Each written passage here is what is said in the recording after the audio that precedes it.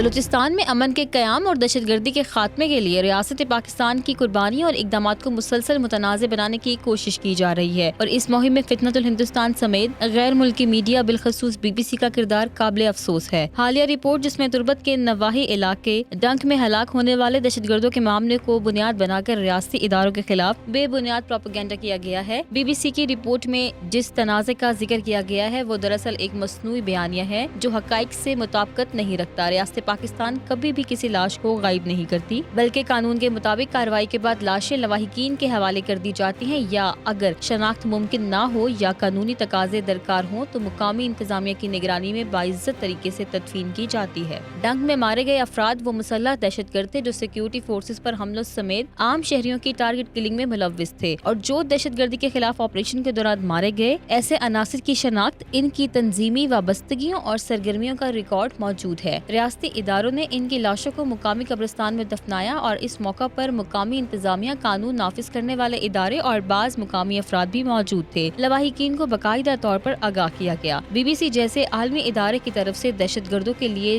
جانبدارانہ reporting نہ صرف غیر ذمہ دارانہ صحافت ہے بلکہ پاکستان کے خلاف منظم میڈیا مہم کا حصہ بھی معلوم ہوتی ہے۔ اس پہ ایک ٹائم ہمارے ایک فارن منسٹر تھے ایکس، انہوں نے کہا تھا کہ ڈیپ پاکٹس، انہوں نے جواب دیا تھا سی این این پہ بیٹھ کے سی این این کی ایک اینکر کو۔ اس کا مطلب تھا کہ میڈیا سارا جو ہے وہ کنٹرول ہے، اور جب پاکستان جب بھی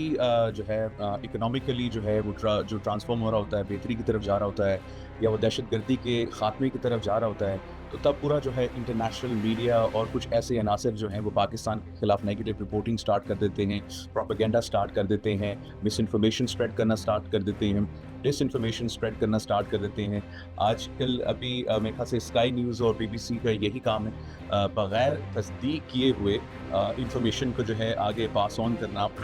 اور صرف بی بی سی اور اپنے نام کی کریڈیبلٹی کو استعمال کر کے لوگوں کو جو ہے آپ گمراہ کریں۔ افسوسناک امر یہ ہے کہ ایک خاتون کے ذاتی دعوے کو بغیر تصدیق اور تحقیق کے بنیاد بنا کر ریاست کے خلاف پروپیگنڈا کرنا صحافتی بددیانتی کے سوا کچھ نہیں۔ یہ بھی قابل غور ہے کہ جن افراد کی لاشوں پر بی بی سی سوال اٹھا رہا ہے، ان کی اپنی بہن نے اقرار کیا کہ وہ واقعی ایک دہشت گرد تنظیم کا حصہ تھا۔ جب ایک فرد ریاست کے خلاف بندوق اٹھائے اور معصوم لوگوں کی جان لے، وہ شہید نہیں بلکہ دہشت گرد ہوتا ہے، اور ایسے افراد کو ہیرو بنانے کی کوشش بذات خود ایک جرم ہے۔ ریاست پاکستان نہ صرف اپنے عوام کے تحفظ کے لیے پرعزم ہے بلکہ دہشت گردی کے خلاف جنگ میں بے شمار عام شہری اور سیکیورٹی اہلکار قربانیاں دے چکے ہیں۔ ایسے میں بی بی سی جیسے اداروں کی جانب سے دہشت گردوں کے حق میں ہمدردی کا بیانیہ اپنانا اور ریاستی اداروں کے خلاف بے بنیاد پروپیگنڈا کرنا ناقابل قبول ہے۔ And I think it's a good time, it's a great time the Pakistan state needs to take action against all of these western media outlets or the eastern media outlets جو پاکستان کے خلاف جو ہے propaganda کرتے ہیں، مس information spread کرتے ہیں، ڈس information spread کرتے ہیں، اور ہمیں اس کو بڑا سیریس نوٹ کے اوپر جو ہے اس میٹر کو لینا چاہیے، بیکاز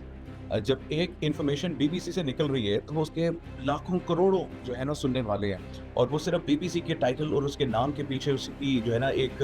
فیک انٹیگریٹی کے پیچھے سمجھیں گے کہ بی بی سی نے کہا ہے تو صحیح کہا ہوگا، ٹھیک ہے۔